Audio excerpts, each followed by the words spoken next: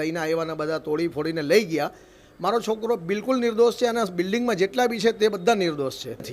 સજા આપો, બેશક જેણે જે કર્યું છે એને સજા આપો, એની અમે તરફેણમાં નથી। તો મિત્રો તમને બધા લોકોને ખબર છે કે અત્યારે મિત્રો સોશિયલ મીડિયાનો માહોલ એકદમ ગરમ છે, કારણ કે મિત્રો હાલના ટાઈમ આપણે વાત કરીએ તો સુરતમાં જે પથ્થરમારો થયો હતો તેમાં મિત્રો વાત કરીએ તો અત્યારે ઘણા બધા નિર્દોષ લોકોને પણ પકડવામાં આવ્યા છે એવી માહિતી મળી રહી છે। જ્યાં મિત્રો વાત કરીએ તો જે મેં આગળ જે ક્લિપો જોઈ સોશિયલ મીડિયામાં વાયરલ થઈ રહી છે તેમાં મિત્રો ઘણા બધા લોકો એવો દાવાઓ કરે છે કે અમારા ઘરના સભ્યોને ભાઈ નિર્દોષ હતા છતાં પણ લઈ જવામાં આવ્યા છે।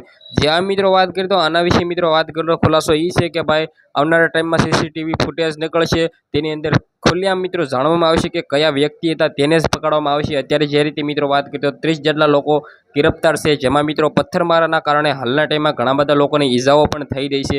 આવો મિત્રો બીજી વાર ન થાય તે માટે મિત્રો આના પર કાયદેસરની કાર્યવાહી કરવામાં આવી છે। સાથે મિત્રો વાત કરીએ તો અત્યારે જે ગેરકાયદેસરના સુરતમાં જે પણ મિલકતો લઈ લઈને બેઠા હતા તેના પર ફુલડોઝરો પણ ફરી રહ્યા છે। સાથે સાથે મિત્રો મુસ્લિમ બહેનોના વિડીયો પણ ઘણા બધા વાયરલ થઈ રહ્યા છે, જેમાંથી મેં આગળ જોયું કે ભાઈ ઘણા બધા લોકો સપોર્ટમાં છે, કારણ કે મિત્રો આવા લોકોને સજા થવી જોઈએ એવું પણ મિત્રો હાલના ટાઈમમાં મુસ્લિમ લોકોનું કહેવું છે। તો તમને શું લાગે છે, શું મિત્રો વાત કરીએ તો આવા લોકોને સજા મળવી જોઈએ કે નહીં? કમેન્ટ કરવાનું ખાસ તમારે ભૂલવાનું નથી, કારણ કે મિત્રો વારંવાર આવી ઘટનાઓ ઘટતી હોય છે, જેમાં મિત્રો વાત કરીએ તો અમુક મિત્રો મુસ્લિમ ભાઈઓ છે તે જ આવા કામ કરે છે।